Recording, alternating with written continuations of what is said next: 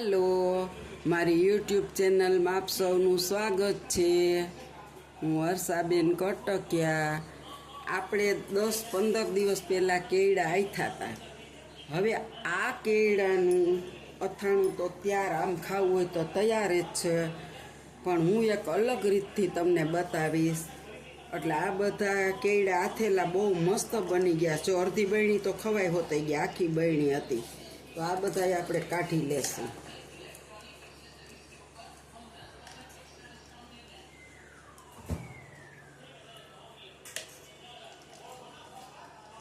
આવી રીતે આપણે પહેલાં બધા બહાર કાઢી લેશું।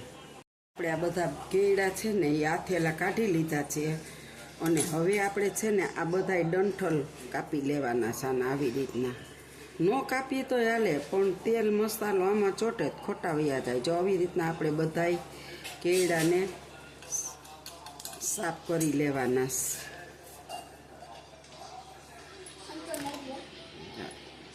આ બધા આવા ડંઠલ છે ને એ આપણે કાપી લેશું, અને બધા એકદમ ગોળ મોતી જેવા કરી નાખશું।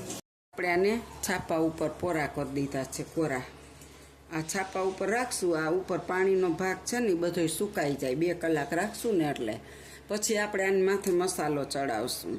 મસાલો ચડાવી એટલે કેળાનું અથાણું 12 મહિના 1.5 વર્ષ સુધી બગડતું જ નથી। જ્યારે સિઝન ન હોય ને તો એ આવા નવા જ રહે। એટલે હવે આપણે આને 2 કલાક પાણીનો ભાગ સુકાઈ જવા દેશું।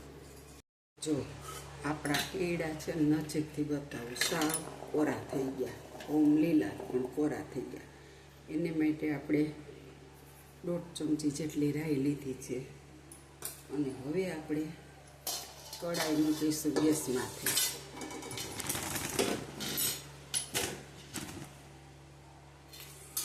અને હવે આપણે ગેસને ચાલુ કરીશું।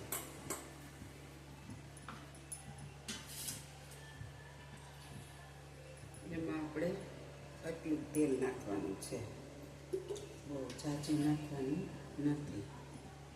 આપણે થોડુંક એવું તેલ નાખ્યું છે, પોણું પાવળું। હવે આપણે એને ગરમ થવા દેશું।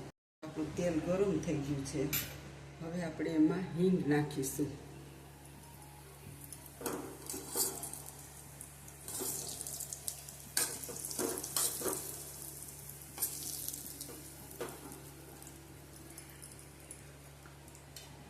હિંગ નાખીશું।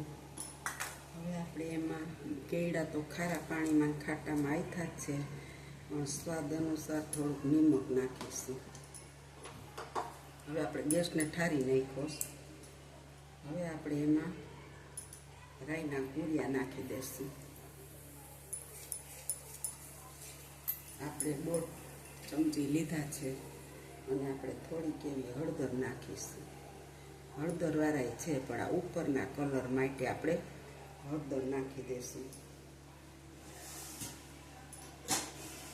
હવે આપણે આ તેલને થોડીક વાર ઠરવા દઈશું। 1 પિંચ આપણે માત્ર મરચું પાવડર નાખીશું।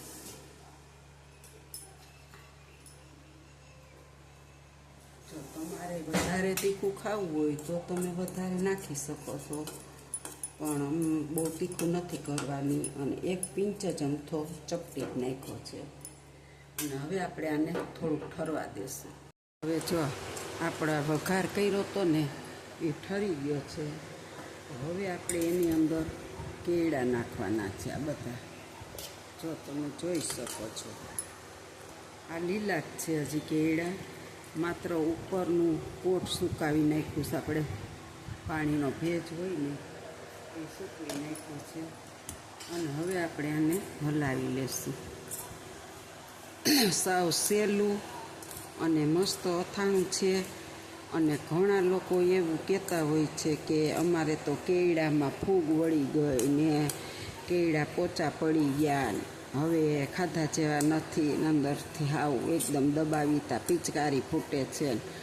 પણ જો 15 દિવસ ખાટા પાણીમાં એરડા પલાળી કેળા, અને પછી તમે એને 2 થી 3 કલાક કે એમ છાપા ઉપર કે કપડા ઉપર સૂકવી નાખો, એટલે પંખે એટલે સુકાઈ જાય છે। ખાલી પાણીનું અંદર મસ્ત કઠણ અને લીલા અને આમ અથાણું ખવાય એવું જોઈએ છે, હાવ અંદર મીઠાવાળું. એટલે આ અથાણાને તમે સૂકવીને જો આવી રીતે કરો ને તો આ 2 વર્ષ સુધી આ અથાણાને કોઈ પણ વસ્તુ થતી નથી, બગડતા નથી અને અવાનવા તમે ખાઈ શકો છો. તો જો આ કેળાની રેસીપી અથાણાની તમને સારી લાગે મસ્ત, અને આમાં તમારે ચટણી તીખાશ પ્રમાણે નાખવી હોય તોય તમે નાખી શકો છો. અને આ રેસીપી તમને સારી લાગે તો લાઈક કરજો, શેર કરજો, 2 લાઈક બટન દબાવવાનું ભૂલતા નહીં. અને તમે પણ આવી રીતે આચાર બનાવી કેળાનું અને બોટલ ભરી અને આખું વરસ માત્ર બહાર જ રાખવાનું, ફ્રીજમાંય નહીં, તોય આવું નવું રહેશે અને 12 મહિના તમે આ કેળાનો આચાર ખાઈ શકશો. તો જો મારી આ રેસીપી સારી લાગી હોય તો લાઈક કરજો, 2 લાઈક બટન દબાવવાનું ભૂલતા નહીં. આવજો. જય બાબા સ્વામી, જય ગુરુદેવ.